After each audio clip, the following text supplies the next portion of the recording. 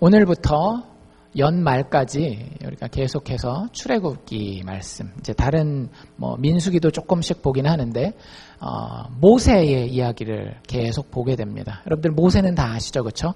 한두 번씩 이름은 최소한 들어봤을 것이고 많은 분들이 모세가 어떤 인생을 살았었는지를 이렇게 좀 기억하실 거예요. 그래서 옛날 이야기로서 우리가 이렇게 듣고 생각하고 재밌는 이야기다, 어디는 좀 지루하다, 이런 이야기가 있을런지 모르겠는데, 여러분들 성경을 보는 데에는 믿음이 필요하고 믿음에는 지혜가 필요해요. 그게 무슨 얘기냐면, 어떤 사람은 성경을 보고 하나님을 부인하는 사람이 있습니다. 이거 다 가짜고 인간이 만들어낸 거고 하나님은 없어, 이런 사람이 있어요.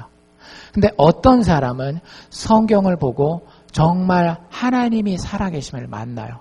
가장 대표적인 예 중에 하나가 뭐냐면, 요즘에 나왔던 영화 중에 여러분들 벤허라고 하는 영화 기억나시죠, 그렇죠? 벤허가 원래 영화 나오기 전에 뭐였어요? 소설이었단 말이에요. 그 소설을 쓴 사람이 소설을 쓴 이유가 있어요. 이 사람이 내가 정말로 글을 한번 써서 이 글 많이 팔아먹기도 하지만 교회 다니는 사람들이 얼마나 바보 같은 걸 믿고 있는지를 증명하기 위해서 그 소설을 쓰기 시작한 거예요. 그러니까 성경에 근거한 것들을 이야기에다가 집어넣고 그게 말이 안 된다라는 걸 보여야 되니까 일단 뭘 봐야 되겠어요? 성경을 열심히 봤죠. 근데 그 성경에서 하나님을 만난 겁니다. 여러분들, 우리가 오늘부터 시작하게 되는 모세의 이야기를 읽을 때에도 그저 아무 생각 없이 지금까지 읽었을 수도 있어요. 그런데 여러분들은 모세의 이야기를 통해서 하나님을 만나실 수 있기를 바랍니다. 모세의 이야기를 통해서 예수 그리스도를 만날 수 있기를 바라요. 그래서 이 시리즈 전체의 제목이 오늘 설교의 제목이에요. 바로 뭐예요? 모세가 증거한 복음. 우리 보통 복음은 어디다 붙여요? 마태복음, 마가복음, 누가복음, 요한복음. 이게 다 누구 얘기예요? 예수님이 이 땅에 태어나셔서 하나님의 뜻을 다 이루시고 십자가에 못 박혀 죽으시는 예수님에 대한 이야기를 우리는 gospel, good news, 좋은 소식, 복음이라고 이야기를 합니다. 근데 사실 성경 전체가, 여러분들 꼭 기억하셔야 되는데, 성경 전체가 복음이에요. 다른 말로 얘기하면 성경 전체가 우리를 구원하신 예수 그리스도에 대한 이야기라고 하는 겁니다. 모세의 이야기를 통해서도 우리는 예수를 발견해야 되고, 그 예수가 우리 삶 가운데다 가져다주는 안식과, 그 예수가 우리 삶 가운데 가져다주는 용기와, 그 예수가 가져다주는 우리 인생의 능력을 발견할 수 있어야 우리는 비로소 모세의 이야기를 제대로 읽었다라고 이야기할 수 있는 겁니다. 여러분들이 어느 정도 레벨까지 와 있는지는 잘 제가 몰라요. 개인적으로 모세 이야기를 가지고 여러분들이랑 얘기를 해본 적은 없으니까. 근데 여러분들 스스로가 한번 점검해 보실 수 있기를 바랍니다. 내가 아는 모세 이야기는 얼마나 성경이 의도했던 복음에 가까웠었는지, 아니면 그냥 단순한 옛날 이야기였는지, 이번 기회를 통해서 긴 시간이잖아요. 지금 9월 중순 대지니까 9월 뺀다 할지라도 10월, 11월, 12월 석 달 동안이니까 출애굽기 한 번이라도 내가 한번 보겠다. 그리고 거기에 나와 있는 말이 진짜 그러한가 설교 듣고 여러분들 다시 한번 묵상해보고, 여러분들 그게 그리스도인의 삶이에요. 신약 성경에 나와 있는 베레아 사람들이 아주 칭찬을 받는 이유가 뭐예요? 사도 바울이 가서 말씀을 전했을 때에 정말 그러한가 하여 말씀을 진지하게 살펴봤다라 그랬어요. 교회에 와서 예배드리고 가는 것은 정말 너무 짧은 시간이에요. 24시간 곱하기 7하면 168시간인가요? 그 중에 1시간도 안 되는 시간 여러분들 말씀 듣고 하나님의 뜻을 깨닫는다라고 하는 건 참 교만한 행동입니다. 교만한 생각이에요. 근데 여러분들 이 말씀을 들으면 정말 그러한가 해서 집에 가서 말씀을 보시고 하나님의 뜻이 어디 있는지를 발견하십시오. 그게 하나님을 만나는 거예요. 그래서 오늘부터 출애굽기를 중심으로 한 모세의 생애를 우리가 살펴보게 됩니다. 기독교 신앙에 여러 가지 개념들이 있어요. 그렇죠? 세상 사람들이 별로 이야기하지 않는 그런 개념들이 우리가 믿는 신앙의 내용에는 들어 있습니다. 죄라고 하는 거. 사실 요새 사람들 죄 이런 거 잘 얘기하나요? 죄 해봤자 요즘에는 그냥 도덕적으로 잘못한 거 이런 거. 그러니까 감옥 갈 만한 일 한 거 이런 것만 생각하는데, 성경에서 이야기하는 죄는 훨씬 더 커요. 그래서 그리스도인들이 실제 말씀을 통해서 얻게 되는 죄는 더 큰 의미를 가지고 있습니다. 이런 여러 가지 기독교인들만이 가지고 있는, 성경만이 가지고 있는 중요한 개념들이 있어요. 그건 우리가 성경을 읽지 않으면 심리학을 통해서도 역사를 공부한다 할지라도 철학을 공부한다 할지라도 과학을 공부한다 할지라도 깨달을 수 없는 개념들이에요. 왜? 성경만 그것에 대한 답을 주기 때문에. 저희가 이 모세 이야기를 통해서 살펴볼 주제는 무엇인가 하면 구원이라고 하는 주제입니다. 구원. 여러분들 교회 다니는 이유는 뭐예요? 돈 많이 벌기 위해서? 병 고침을 받기 위해서? 가족들이 잘 되기 위해서? 내가 세상에서 다른 사람들한테 좀 더 인기 있는 사람이 되기 위해서? 아니잖아요. 교회 다니는 이유는 딱 한 가지입니다. 뭘 받기 위해서? 구원을 받기 위해서. 그래서 교회 내에서 여러분들 가장 큰 질문, 가장 중요한 질문이 이거여야 돼요. 뭐예요? 당신은 죄에서 구원받았습니까? 여러분들 스스로에게 제가 다시 한번 물어봅니다. 여러분들의 죄에서 구원 받으셨습니까? 여러분들이 정말로 죄인임에도 불구하고 하나님의 기쁜 소식, 예수 그리스도의 복음을 통하여 정말 구원받았습니까? 라고 물어보는 것에 대해서 교회 안에 있는 많은 사람들이 구원이 뭐예요? 그냥 좀 잘 되는 건가요? 내가 어려운 상황 가운데 있는 가운데 잘 풀리는 건가요? 그 구원받기 위해서 복음이 필요하다 그러는데 복음이 영어로는 뭐예요? 가스펠이잖아요. 그러면 가스펠 자체가 복음이 뭔지 잘 몰라가지고 이게 헷갈리는 사람들이 참 많이 있어요. 여러분들 이 이야기를 통해서 출애굽기 이야기를 통해서 정말로 내가 신앙생활을 왜 하고 신앙생활의 결과가 무엇인지를 알고 그 과정을 어떻게 겪어야 되는지 한번 깨달으실 수 있기를 바랍니다. 모세의 이야기가 그 구원에 대해서 성경의 여러 부분이 구원에 대해서 설명하지만 가장 잘 설명해 주는 예 중에 하나예요. 모세의 이야기를 한마디로 요약하면 바로 이겁니다. 구원하시는 하나님. 여러분들 그 하나님을 아세요? 정말로 내가 죽을 것 같은 그때에 나를 구원하시는 그 하나님. 그 하나님의 이야기가 모세의 이야기예요. 여러분의 하나님이 많은 교회 다니는 사람들의 하나님은 진짜 그래요. 그냥 멀리 계셔요. 하나님은 언제 짠 등장하시는 분이에요. 내가 죽을 때 짠 등장하시는 분이에요. 그래서 내가 죽은 다음에 천국을 가야 할까 지옥을 가야 할까 그때만 살짝 나타나서 내 인생에 영향을 미치지 지금 내가 사업을 하고 있거나 지금 내가 자식을 가르치고 있거나 내가 지금 공부를 하고 있거나 내가 인간관계를 하고 있거나 이때는 항상 하나님이 어떤 하나님이에요? 멀리 있는 하나님이라고요. 근데 그렇지 않아요. 성경은 하나님을 분명히 우리에게 지금 우리의 삶의 현장에서 죽을 것 같은 일들, 힘들고 어려운 일들이 있으면 그 상황 가운데 개입하셔서 구원하시는 하나님이라는 거예요. 여러분들 그 하나님이 내가 죽을 때에도 개입하셔서 나를 구원하실 수 있는 거지 지금은 손길 하나 내비치지 아니하고 얼굴 한번 비치지 않는 그 하나님이 내가 죽을 때에만 짠 나타나서 나를 천국으로 구원한다라고 여러분들은 어떻게 확신하시겠어요? 성경 뭐라고 얘기를 하고 있습니까? 하나님은 어제도 오늘도 내일도 변치 않은 하나님인데 오늘 내 삶 가운데에서 구원하시지 않는 하나님이 내일 내가 죽어서 천국문 앞에서 심판보좌 앞에 섰을 때에 어떻게 나를 구원한다라고 여러분들은 확신하실 수 있겠어요? 모세가 그 구원하는 하나님에 대해서 너무나 뼈저리게 체험해서 그 이야기를 5권의 책 모세오경에다가 기록으로 남겨놓은 것입니다. 기본적으로 여러분들 이야기는 좀 알고 계셔야 되기 때문에 우리 1장으로 들어가 보도록 합시다. 출애굽기 1장 1절부터 저희가 읽지 않은 7절까지는 이런 이야기가 나와 있어요. 여러분들 성경에서 제일 중심이 되는 나라가 있죠. 어떤 나라예요? 대한민국? 가끔 그런 분들이 있어요. 저 신천지라는 분들은 예수님께서 재림하실 때 과천으로 재림하신대요. 그래서 거기다가 헤드쿼터를 두고 있습니다. 예수님 재림하시면 대한민국의 과천으로. 어디서 그런 해석이 나왔는지 모르겠는데 그 사람들은 막 짝 맞추기라 그래가지고 그러니까 성경도 아무렇게나 보면 안 돼요. 어쨌든 농담이고 그건 지나가고 여러분들 그 성경의 중심이 되는 나라는 일단은 우리가 알고 있는 이스라엘이라고 하는 나라예요. 이스라엘의 역사를 우리가 그 나라의 역사가 중요해서가 아니라 하나의 샘플로 하나님이 보여주신 거거든요. 하나님이 어떻게 사람들과 관계하시고 역사하시는 가운데 구원하시는지를 보여주기 위해서 이스라엘이라는 나라를 샘플로 삼았을 뿐인데 그 역사를 조금 더 알면 그 과정을 우리가 쉽게 알 수 있기 때문에 그래서 성경에 나와 있는 이스라엘 역사를 보는 겁니다. 뭐 대한민국의 역사도 모르는데 무슨 성경에 나와 있는 남의 역사를, 그거는 조금 이렇게 성경이 흘러가는 흐름을 모를 때 할 수 있는 얘기고, 기본적으로 이스라엘의 역사를 여러분들 조금은 알고 계셔야 돼요. 이스라엘의 시초가 누군지는 여러분들 아시죠? 아브라함이라고 하는 사람이 있습니다.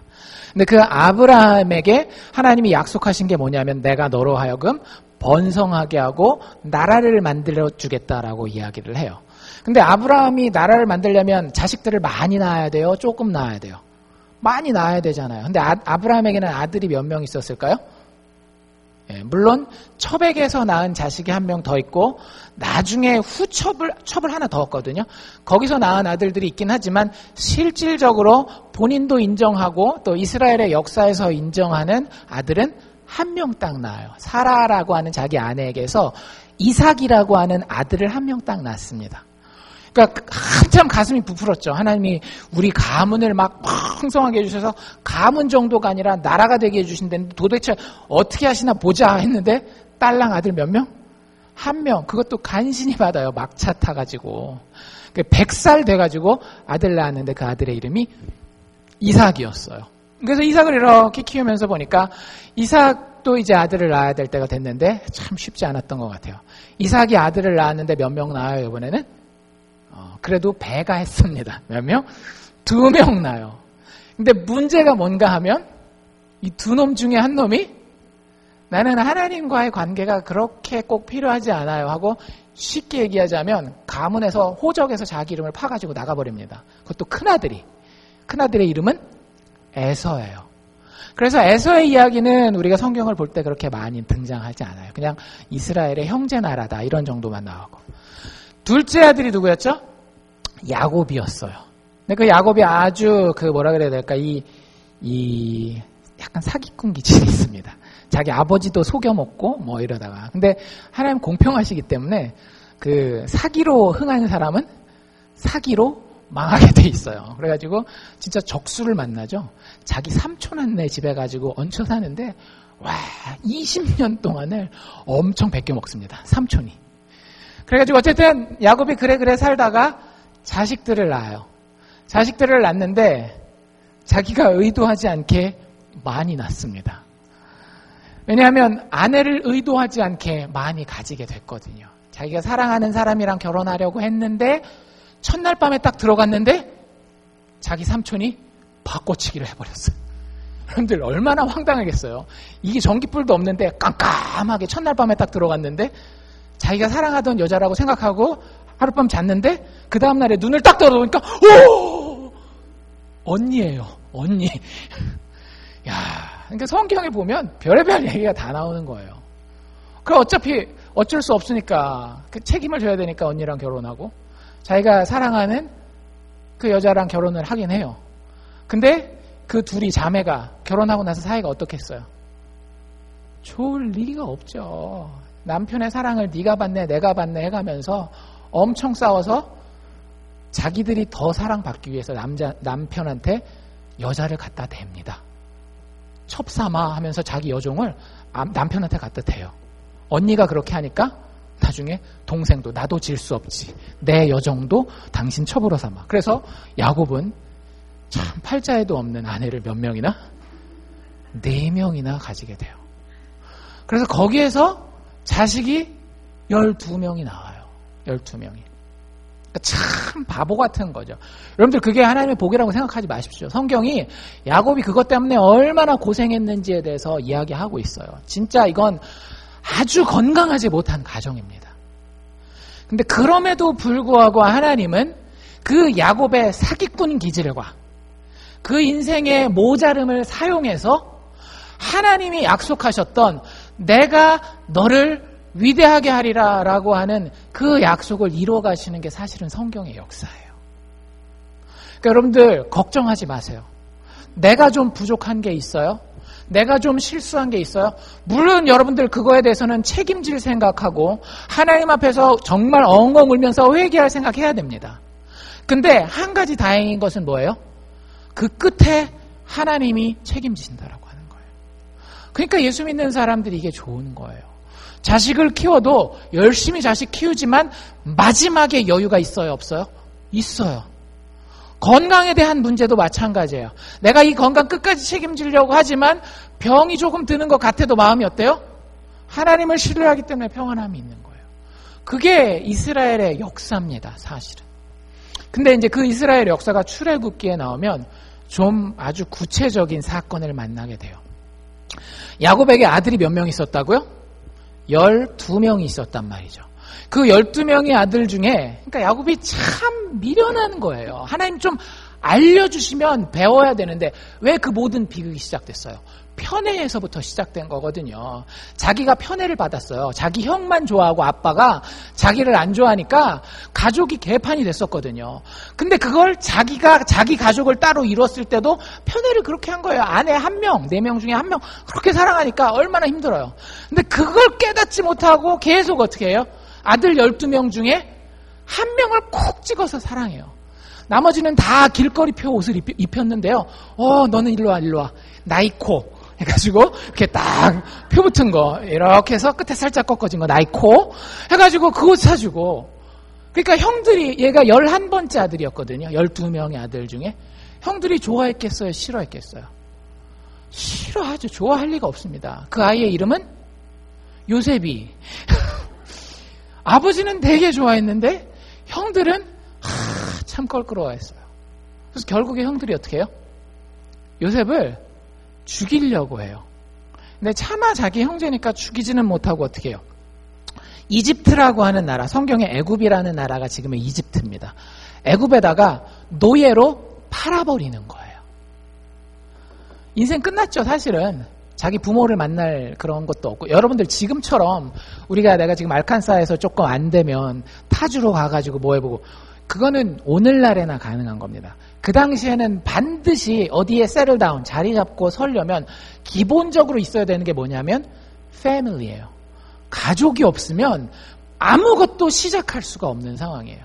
근데 가족이 도대체 가족 얼굴을 볼 수도 없는 먼 이집트까지 팔려갔지. 게다가 신분도 높은 게 아니라 노예로 팔려갔단 말이에요. 그러니까 뭐 선한 것을 기대할 수 있겠어요, 그 인생 가운데. 하나님이 그 요셉을 쓰세요. 요셉을 우여우여 곡절을 거쳐서 이집트에, 애굽에 뭘 삼으세요? 총리 대신으로 삼습니다. 요즘으로 얘기를 하면 수상, 프라임 미니스터를 삼은 거예요.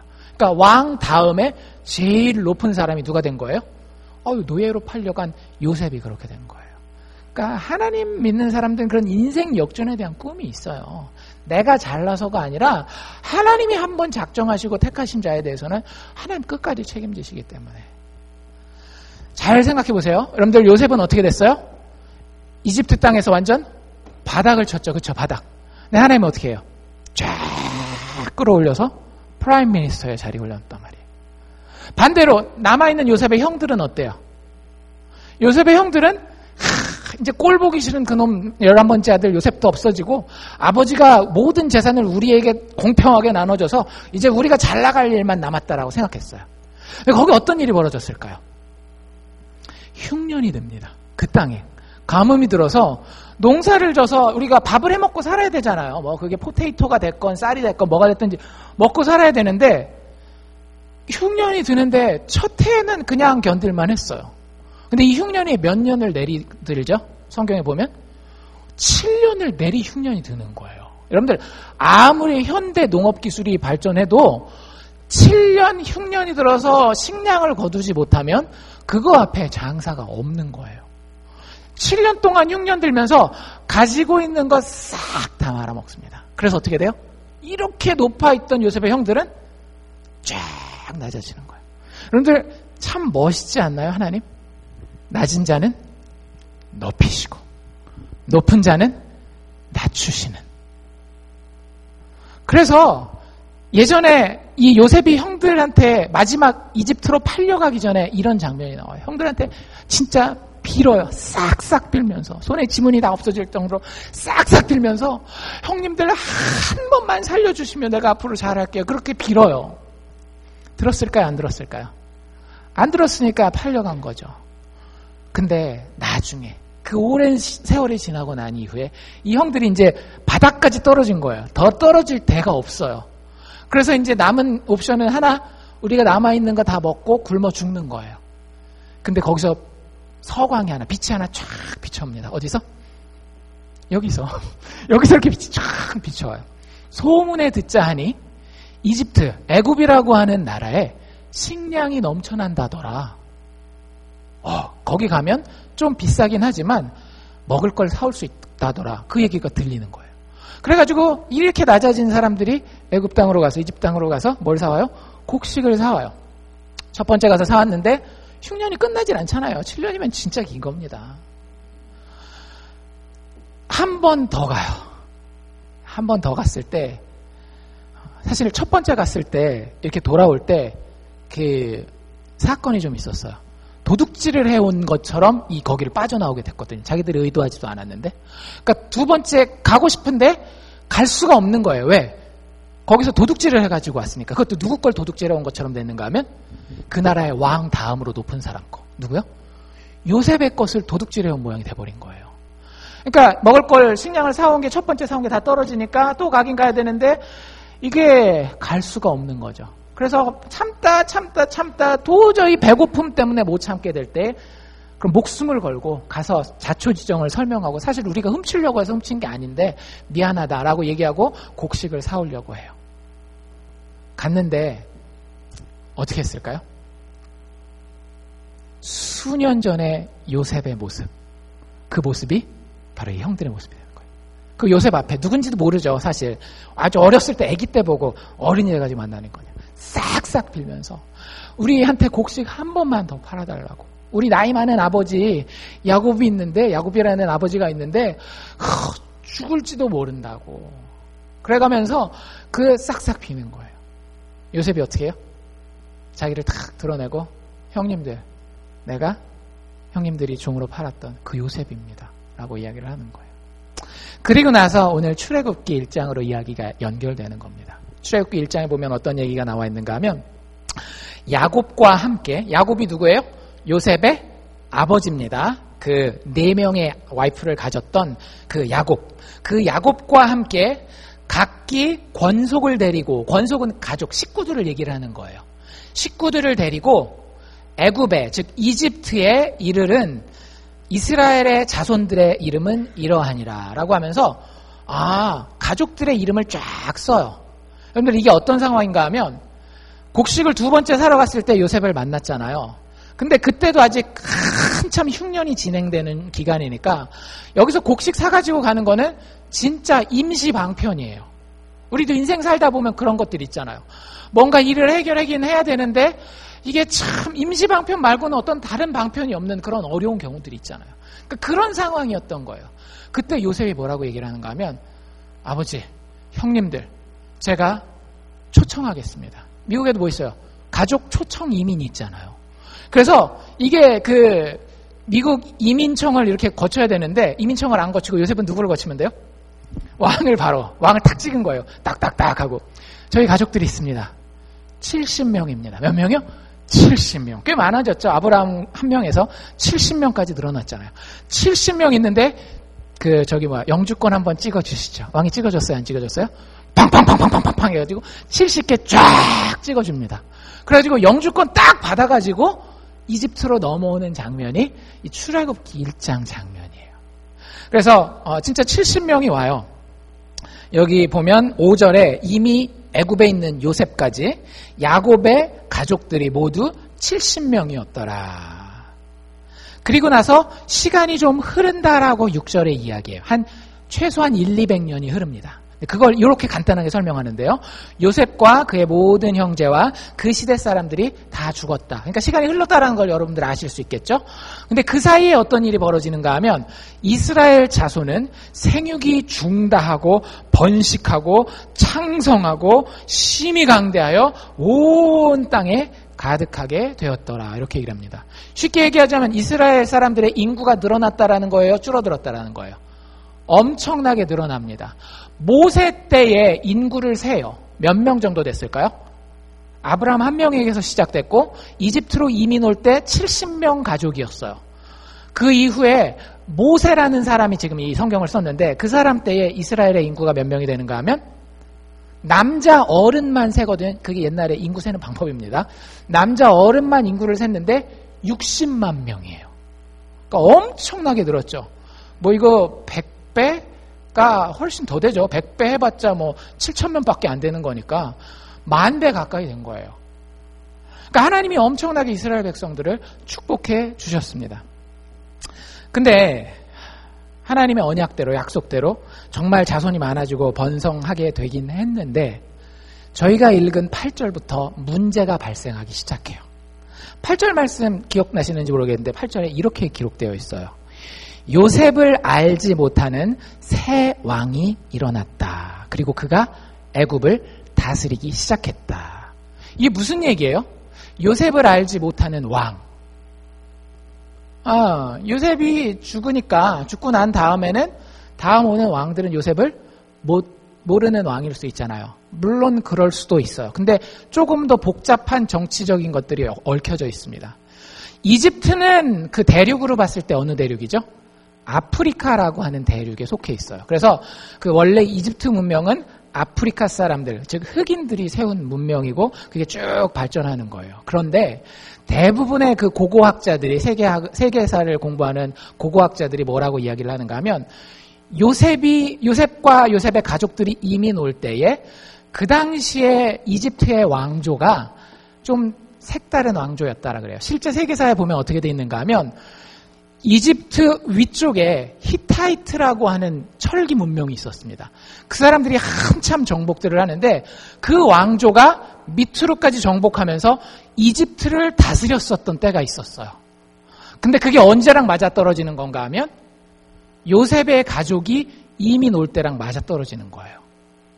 그러니까 이 사람들은 쉽게 얘기하자면 이란, 이라크 사람들이에요. 중동 사람들, 터키 이런 사람들인데 완전 피부색이 다르잖아요. 중동 사람들하고 아프리카 사람들은 완전 피부색이 다르단 말이에요. 그래서 그 사람들이 내려와서 왕하고 높은 직책에 있을 때 누가 우연히 이민 오게 된 거예요? 이스라엘 사람들이 우연히 이민 오게 된 거예요. 그런데 여러분들 우리나라도 일본 사람들한테 식민지 생활할 때 어떻게 했어요? 아이고 좋은 분들 오셨습니다. 그래요? 그럴 수가 없죠. 저 사람들은 우리를 침범한 건데. 그래서 이집트에도 똑같이 독립운동이 일어나는 거예요. 그리고 나서 어떻게 해요? 이 히타이트 왕조를 갖다가 쫓아내는 겁니다. 그때 새로 나온 왕을 성경이 뭐라고 묘사하고 있는가 하면 요셉을 알지 못하는 새 왕이 나왔다라고 얘기를 하는 거예요. 그럼 여러분들 한번 그냥 단순하게 생각해 보세요. 이 왕이 이스라엘 사람들을 좋아할 수 있겠어요? 없겠어요? 좋아할 수가 없어요. 왜? 이스라엘 사람들은 자기의 적이었던 이전 왕조에 협력했었던 사람들이잖아요. 무슨 얘기인지 이해가 되시죠? 본인들의 적의 친구예요. 여러분들 적의 친구는 나의 적이죠. 좀 복잡합니까?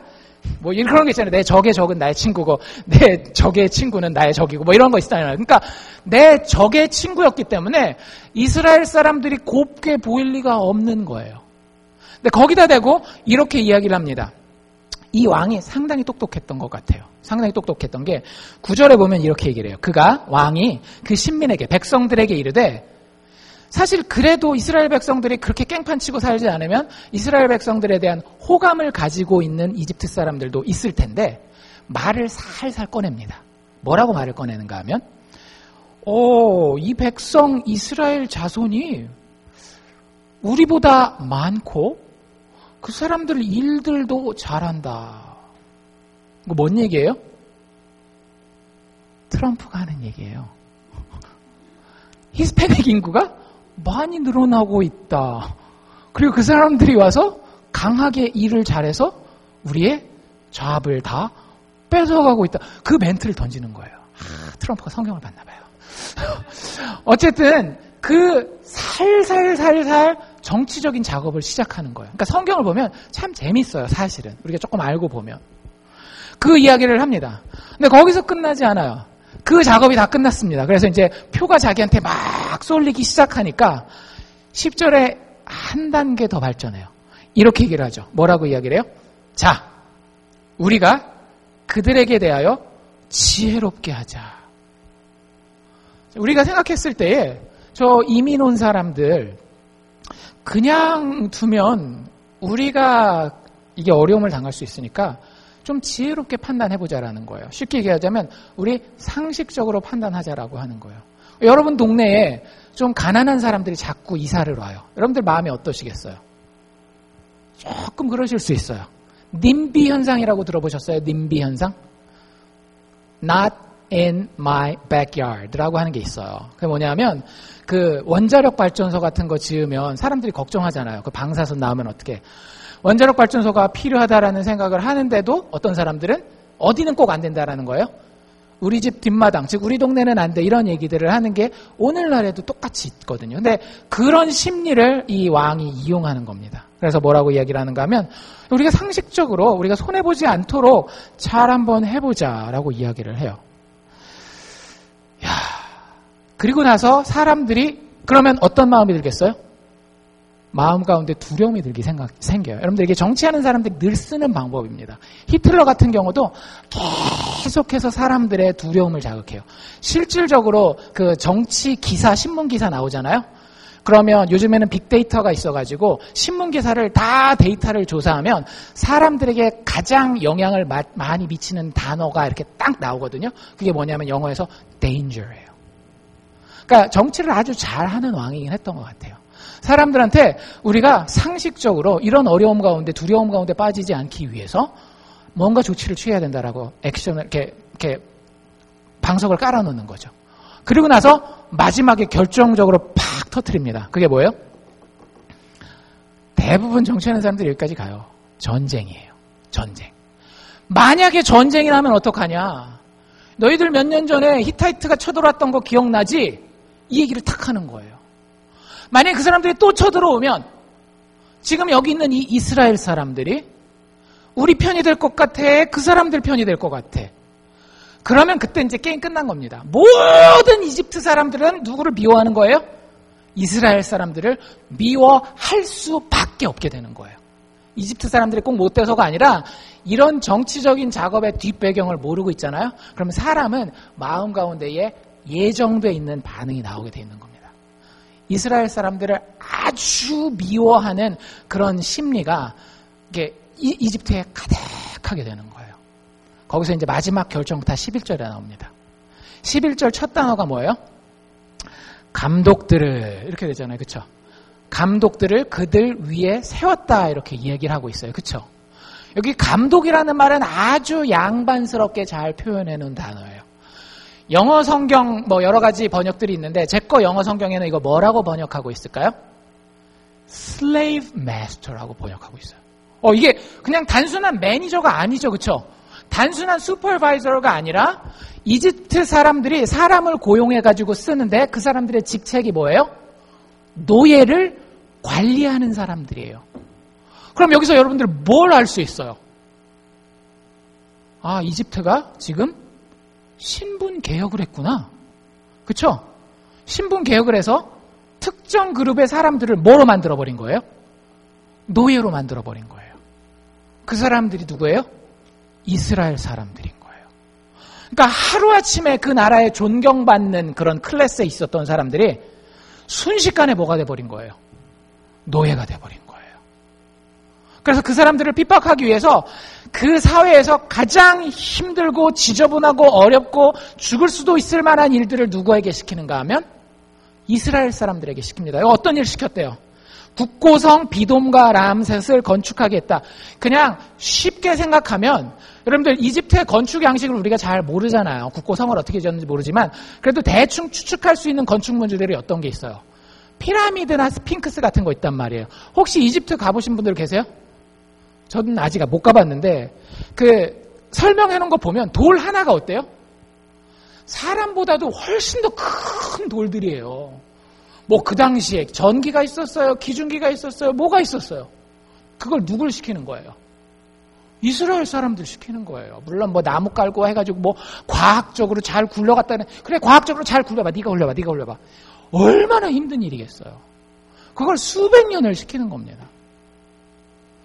힘든 인생이었겠어요? 아니면은 그래도 살만한 인생이었겠어요?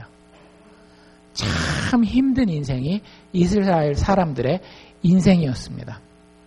근데 참 신기한 건 12절에 보면 이렇게 나와 있어요. 그러나 학대를 받을수록 더욱 번식하고, 와, 그렇게 학대를 받았는데 더욱 번식하고 창성하니. 이게 이스라엘 사람들이 유전자가 유난히 좋아서 그런 걸까요? 아니에요. 여러분들 여기서 뭘 발견하셔야 되는가 하면 구원하시는 하나님의 손길을 발견하셔야 됩니다. 구원하시는 하나님의 손길. 이 1장과 2장을 이렇게 살펴보잖아요. 이스라엘이 제일 힘들 때예요. 근데 거기에 사실은 하나님의 이름이 한두 번밖에 언급이 안 돼요. 참 신기하죠. 이렇게 어려울 때 하나님은 어디 계시나? 근데 사실 하나님 계셔요, 안 계셔요? 지금 여기 보니까 이 사람들이 그렇게 점점 중노동 때문에 신체적으로 약해지고 자손들도 줄어들어야 되는데 자기들도 모르는 사이에 자기들 백성 수는 어떻게 되고 있다고요?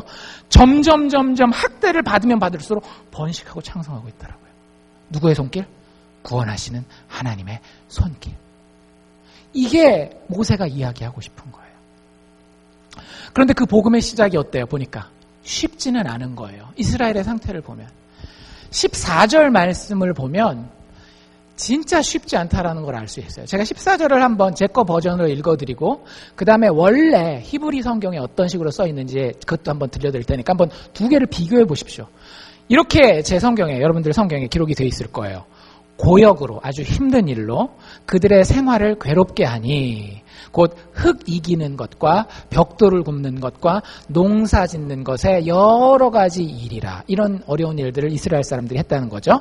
그 시키는 역사가 다 엄하였더라. 아주 과중하였더라. 이런 얘기예요. 원래 히브리어 성경에는 근데 이렇게 돼 있어요. 히브리어 단어 중에 아바드라고 하는 단어가 있는데 사실 한글 성경에는 똑같은 단어가 별로 없었잖아요.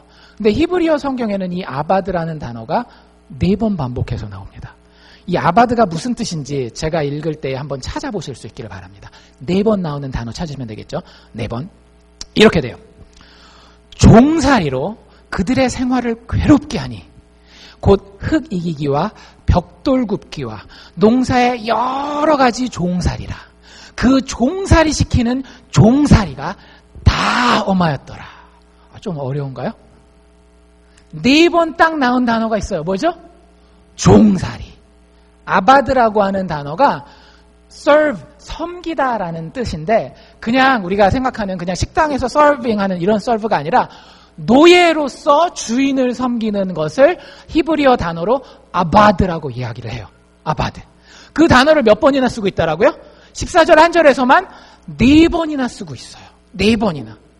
여러분들 출애굽기가 우리에게 가르쳐주고자 하는 것이 도대체 뭘까요? 그러면 이스라엘 사람들의 인생을, 이스라엘 사람들의 역사를, 그 당시의 역사를 한 단어로 표현한다면 뭐다? 종살이다. 우리에게 적용하면 어떻게 적용할 수 있는 거예요?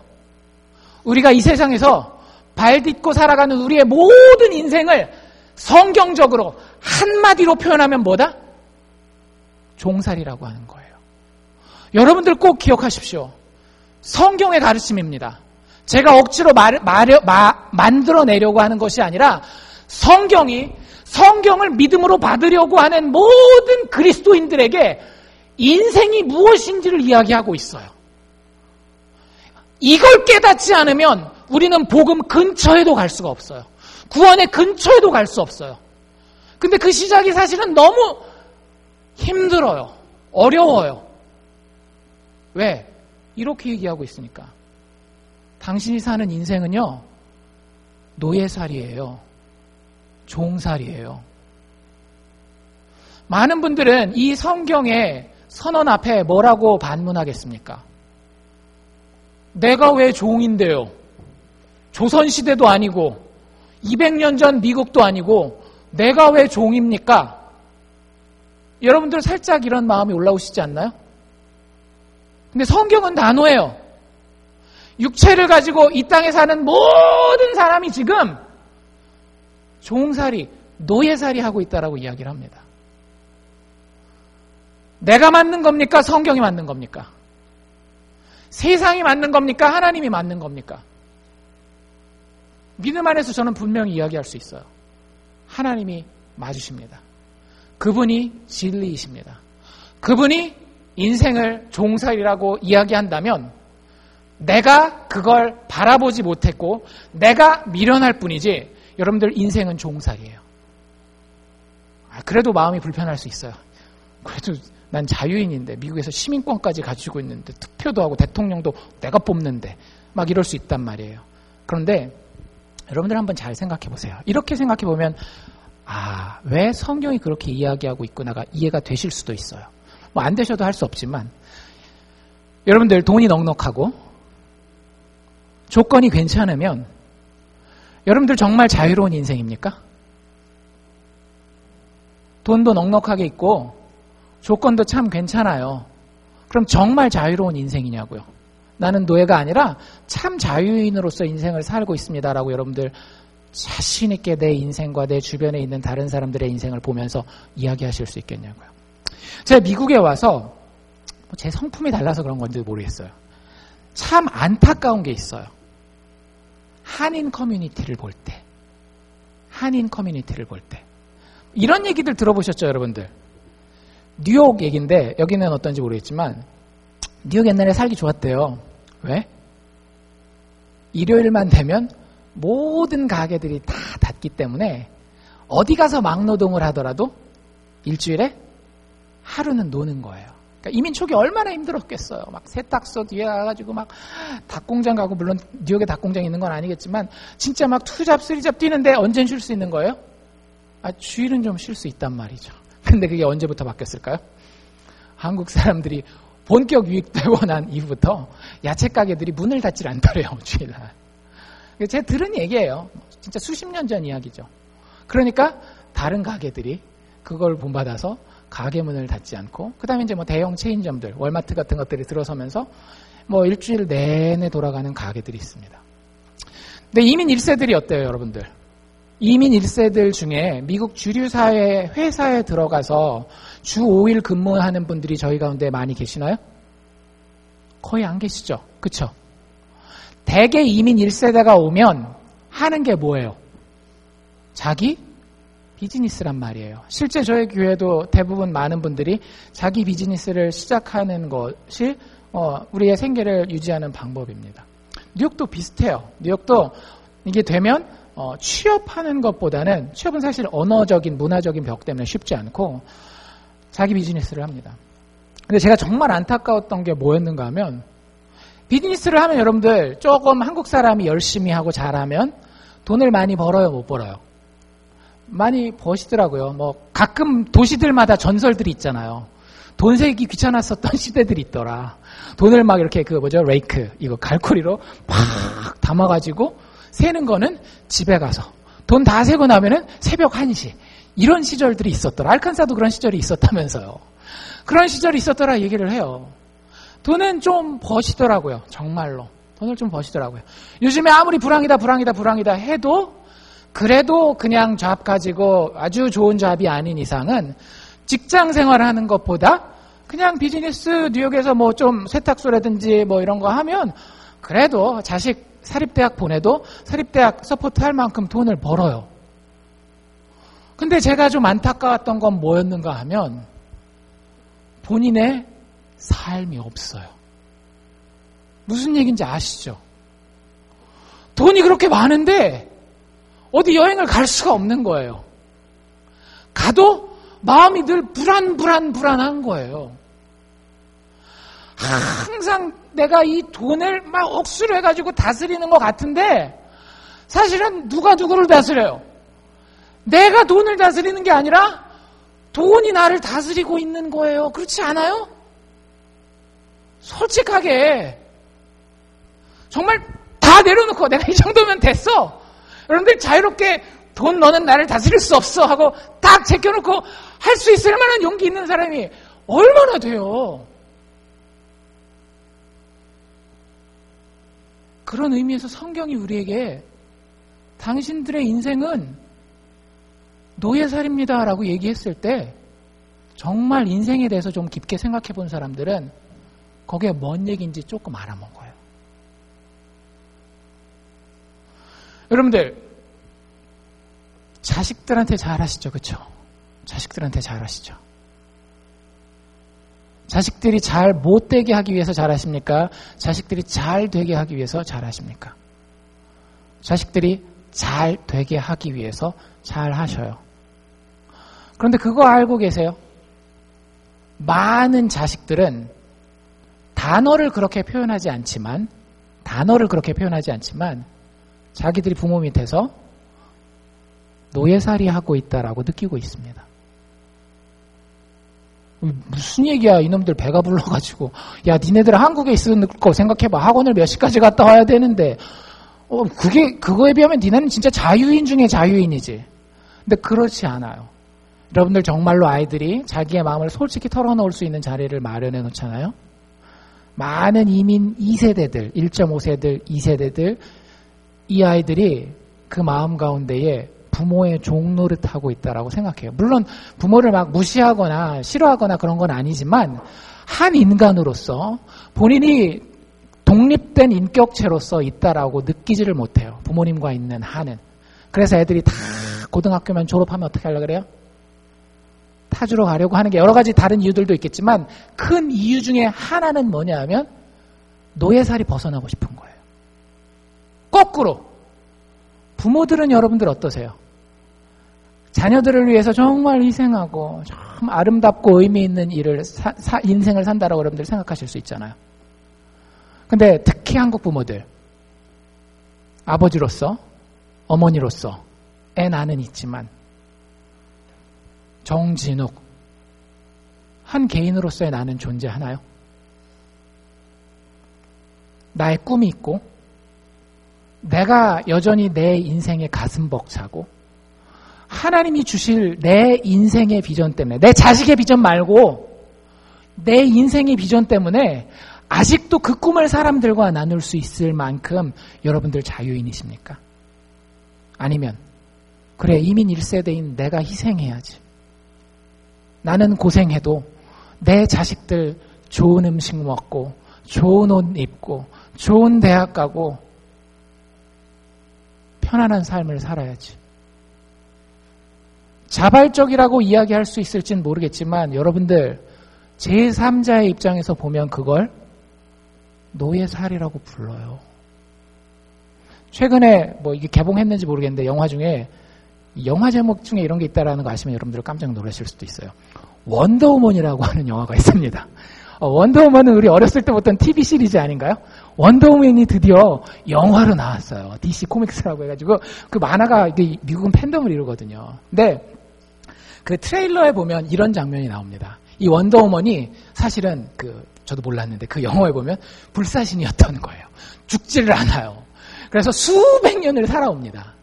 그래서 옛날 고대부터 살다가 현대사회에 딱 와요. 우리가 살고 있는 이 사회. 그래서 어떤 그 사교 파티에서 사람들을 만나는데 한 여자를 만납니다. 근데 그 여자랑 이제 통성명하고 이렇게 자기소개를 할 거 아니에요. 하다가 직업을 물어봐요. 당신 직업이 뭡니까? 그러니까 그 여자가 자기 직업을 뭐라고 소개했는지 혹시 트레일러 보신 분 기억나세요? Secretary, 비서라고 소개를 해요. 여러분들 비서면 꽤 괜찮은 겁니다. 이건희 회장 비서라든지 뭐 마크 주커버그 그 비서라든지 세크리터리 정도는 돈 억수로 벌어요. 근데 무슨 일 하느냐고 물어봐요. 왜냐하면 이 원더우먼이 하도 고리고짝 옛날 호랑이 남배 피터 훨씬 될 때 살아서 비서가 뭔지 몰랐거든요. 그래서 비서가 도대체 뭐 하는 게 비서인데 물어보니까 비서가 하는 일을 다 설명하는 거예요. 사장님이 이런 서류 필요하다 그러면 가서 서류 딱 준비해오고 뭐 하면 이렇게 회의 딱 세팅해주고 뭐 이런 거. 그러니까 원더우먼이 딱 한마디 뭐 하라 그러는지 알아요? 아, 노예? 아, 노예. 사실 우리가 인식하고 있지 못해서 그렇지 여러분들 성경이 정말 맞아요. 세상이 맞는 게 아니라 성경이 맞다니까요. 인생은 노예살이에요. 어떤 사람은 남편의 노예로서 살고요. 요새 또 추석 지나가지고 한국어 또 뭐 뉴스들 보면 별의별 기사가 다 있어요. 그렇죠? 어떤 사람은 거꾸로 아내의 노예로 사는 사람들도 있어요. 아내를 막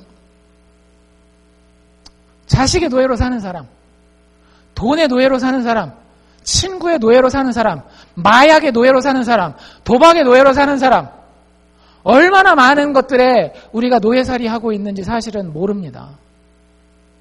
그래서 성경이 알려주는 거예요. 니들 그렇게 노예할 만큼 천한 인간들이 아니야. 왜? 하나님이 우리 만드셨을 때 어떻게 만드셨으니까. 하나님의 형상으로 하나님과 함께 왕노릇하도록 만들어놨는데 우리는 이 땅을 살면서 뭘로 살고 있는 거예요? 노예로 살고 있는 거예요. 종살이, 노예살이로 우리의 생활을 괴롭게 당하면서 여러 가지 노예살이 하고 있고 그 노예살이 시키는 노예살이가 너무너무 엄한 거예요. 근데 그걸 인식도 못하고 살고 있는 게 하나님 보시기에 너무너무 안타깝다라고 하는 거죠. 여러분들 깨달으십시오. 내 인생은 그저 노예살이 하면서 살다가 마치기에는 하나님 눈에 너무너무 귀한 거예요. 그럴 수가 없어요. 하나님이 우리에게 주신 인생의 낙들이 있어요. 전도서 3장에 보면 이런 이야기가 나와 있습니다. 사람이 사는 동안 기뻐하고, 여러분들 기뻐할 줄 알아야 돼요. 선을 행하고, 다른 사람, 불쌍한 사람 있으면 보고 돕고, 자기 것을 나누는 것보다 더 나은 것이 없는 줄을 내가 알았고. 이게 누가 하는 얘기냐면 지혜의 왕이라고 이야기하는 솔로몬이 하는 이야기예요. 인생을 살면서 기쁨을 누릴 줄 알고 선을 행하는 것보다 나은 것이 없어.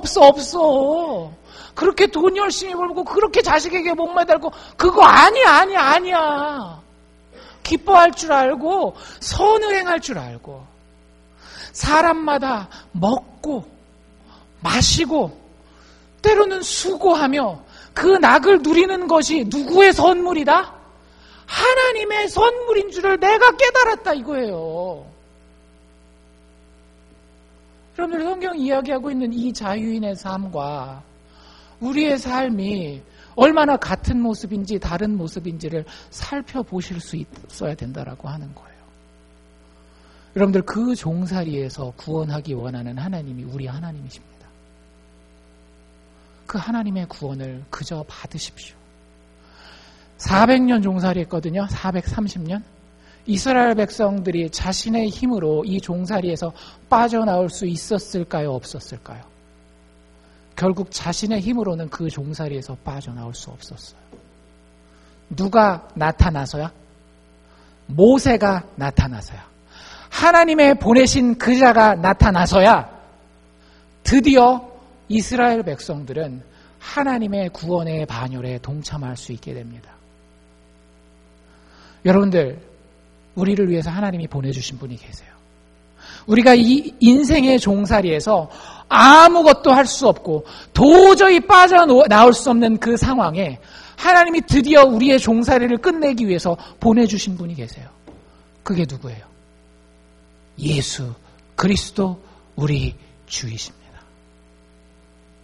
여러분들, 그분께 나오라고 하는 것이 모세가 전한 복음이에요. 모세가 이 직책을 감당하면서 이 구원자의, 이 중보자의 직책을 감당하면서 마지막에 너무 힘드니까 이렇게 해요. 하나님, 내가 이거 도저히 감당할 수 없습니다. 구원은 나에게서 나올 수가 없군요 했을 때 하나님이 모세에게 주신 지혜가 있어요. 이스라엘 백성들에게 나아가서 모세가 이렇게 얘기합니다.